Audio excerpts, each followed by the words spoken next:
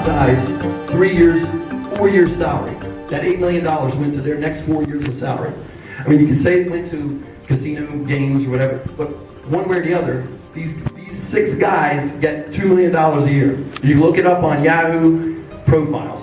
And another thing, so the roads, the casino, that was money just thrown out. I mean, thirdly, why do people who are wanted for crimes, jumping probation, on parole violations, continue to get social services? I asked some social service agencies, and they said there's no direction from the police department or the prisons to contact social services to cut them off. So you're basically aiding and abetting them to stay on the run. Okay, so let me... roads, casino, aiding and abetting. All right, so what I'm going to do a quick answer on casinos. I'm going to turn it over to Secretary Batty, who was feeling he couldn't believe that nothing had come up yet on transportation, so he was looking forward to answering a question. He will answer your question about paving. And then I'm going to ask Secretary Shalero to talk a little bit about the probation issue. Let me mention the casino issue for a moment. Here's the thing that I think is important to understand, and I realize a lot of people disagree with this. The casinos are, you can like it or not, an important revenue partner for the state. And what I specifically mean by that is if you look at our budget, we have in Delaware about a $3.5 billion budget. I'm not talking about the size of the economy. I'm talking about the money that we have to pay for teachers, the money we have to pay for police, all the environmental protection, all these things, all the stuff that these folks do over here. The casinos generate $200 million of revenue. Now what that means, that's $200 million that is used to pay for teachers, for state police, and all of that. And so here's the bottom line.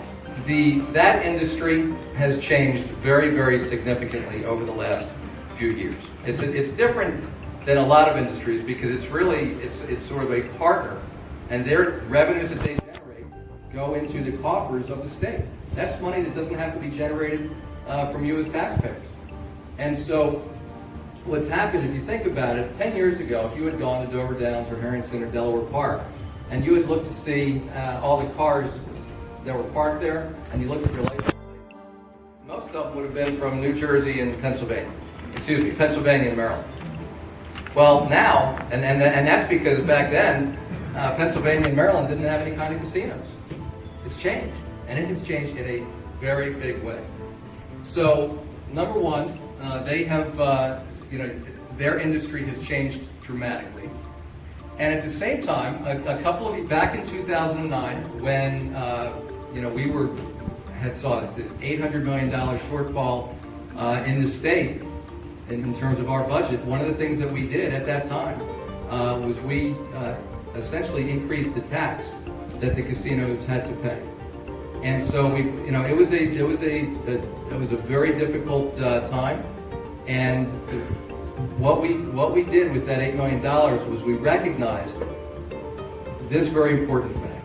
And so it's not, I know you're saying it's going to pay for those salaries, but here's really what's going on. We have a partnership, and if I don't get this quite right, I'm going to ask Secretary Cook to correct me. But essentially, the way that we pay, in fact, before I get it wrong, I'm going to ask Secretary Cook to explain what specifically, that money is very specifically delineated in the law to pay for machines, because our contract with the machine vendors expires, and there's going to be a significant increase in cost that otherwise they would have had to bear all on their own. Is that a fair enough summary? That's correct. You want to add anything to that? And then we're going to do your roads, and then we're going to do your probation. Secretary Tom Cook of the Department of Finance. Thank you, Governor. That $8 million was set aside, and it was actually not sent to the tracks. It was sent to the Department of Finance. And because of this contract that is getting ready, that is expired and renegotiated, that's 10 years old, and because of the demand and the competition that the governor spoke of, where everybody wants the newer and best machines, the price of that contract has gone up, would go up significantly.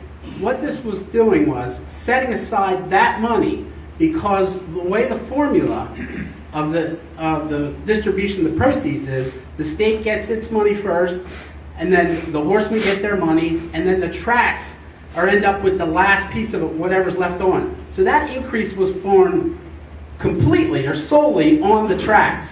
We are partners in this, the tracks, the horsemen, and the state.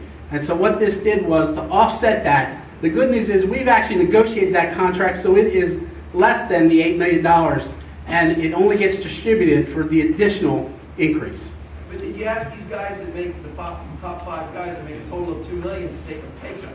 Was that ever brought up? I mean, that would be the first thing I would have said. Well, the one thing we have done, and part of this whole, That's the main thing. the one thing that has been, as a result of this, not only has been the $8 million set aside, but a commission has been set up that involves local legislators and myself and Director Levin to look at the whole gaming industry and how it is put together and to reevaluate it. And actually, that topic is one of the topics of conversation for that commission.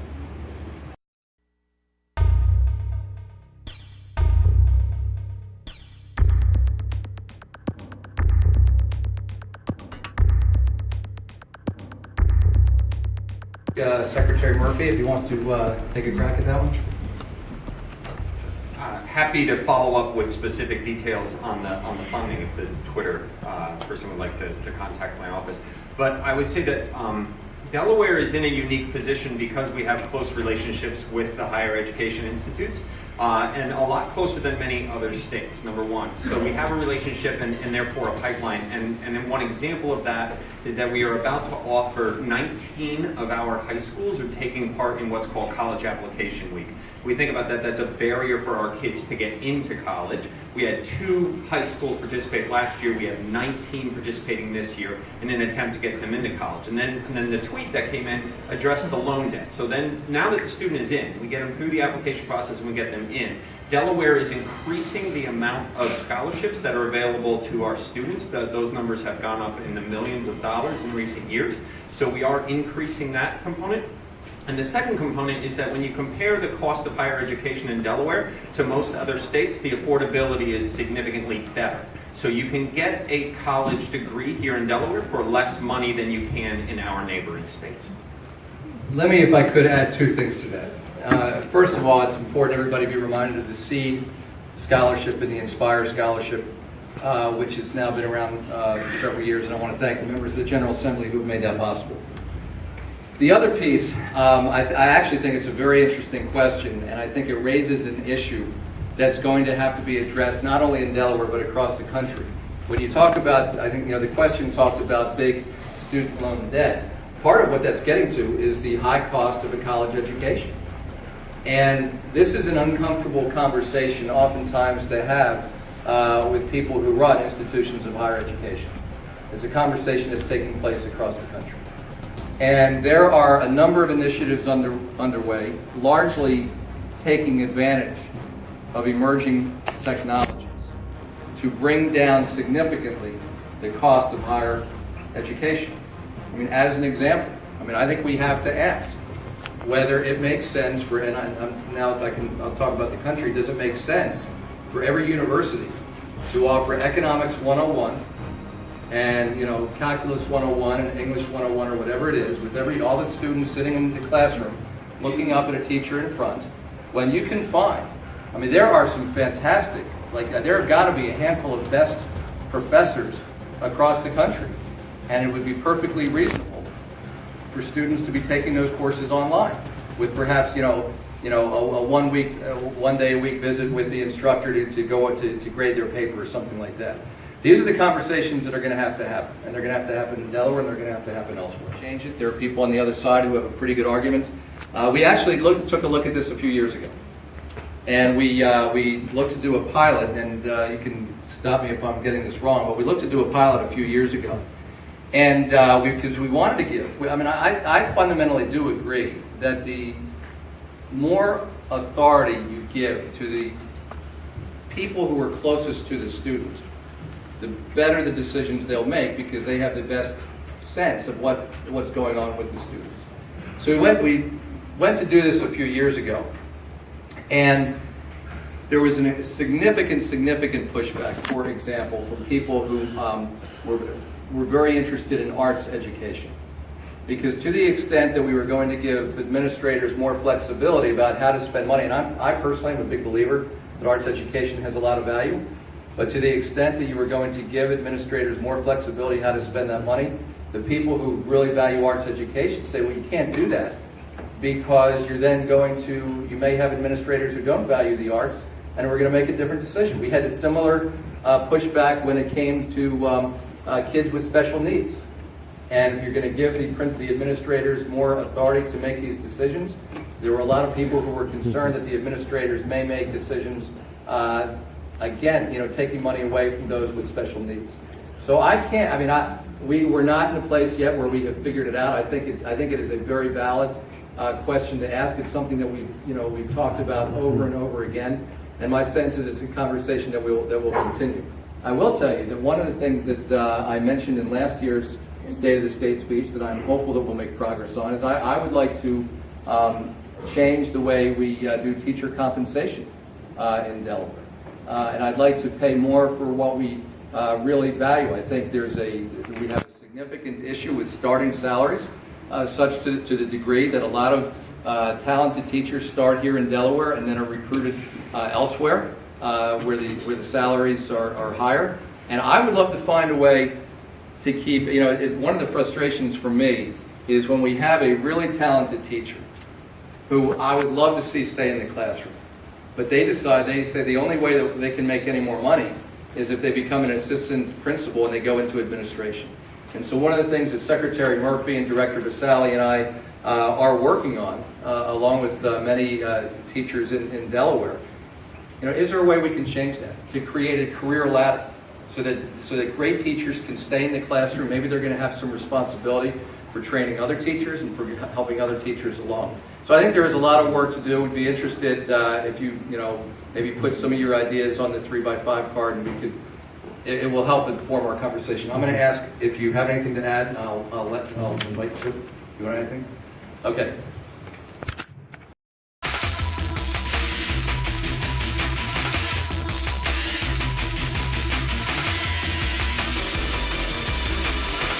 I think there are a lot of folks who believe that reducing wages of working people, which the prevailing wage changes has the potential to do, is not necessarily the best way out of the economic challenges that we face. I thought there was Representative Dan Short wrote in a recent piece in the paper about his concerns about the way prevailing wage is calculated, and I'm not sure I have all of his concerns, in my head, but we all, we certainly are always interested in understanding how these government processes are actually carried out. And so I don't have a lot to add at this time, but Jeff, that our door is always open whenever you want to discuss any public policy issue. Thank you, Governor.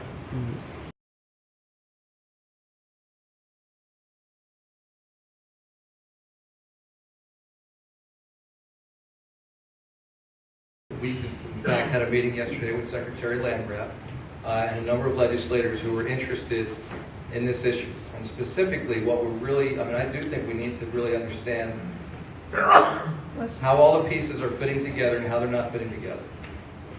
Where the money is being spent and where the money could be spent more wisely. And so I think I don't want to give a huge response to you right now because this is something that we're actively engaged in and looking at.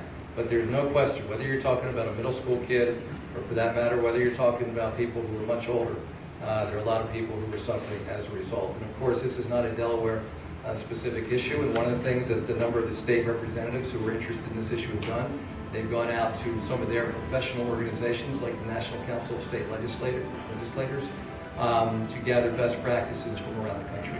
This is a tough issue, and I think you saw it, we read about it the other day in terms of heroin. But whether it's that, whether it's prescription drugs, and we have made some good progress on prescription drugs. But that being said, there are still a lot of people who are absolutely suffering. So I want to ask Secretary Landgraf if she wants to add anything, and then Secretary Ranji, you can let me know if you have anything to add as well. Thank you for your comment. We actually see this as a population health issue and that it has resonated to actually epidemic proportions. Again, not only in Delaware, but across the country. And, we're looking at this from a triple lane perspective, that we know that there needs to be prevention and education. From a public health perspective, we saw that when we put a real effort in anti-smoking, that we did see a decline in youth in the smoking. What resonated for me when I read the article as well is if you listen to the individuals that they interviewed, the first time they were introduced to heroin was during their adolescent years, one gentleman at the age of 13. What I would like to invite you to do is if you could possibly on the card, even since you mentioned that this is personal to you and your son, if you can give me that perspective through the eyes of your family and your son, where the system may have broken down. Because we really want to look at those resources and apply those resources where that breakdown may have occurred, so we can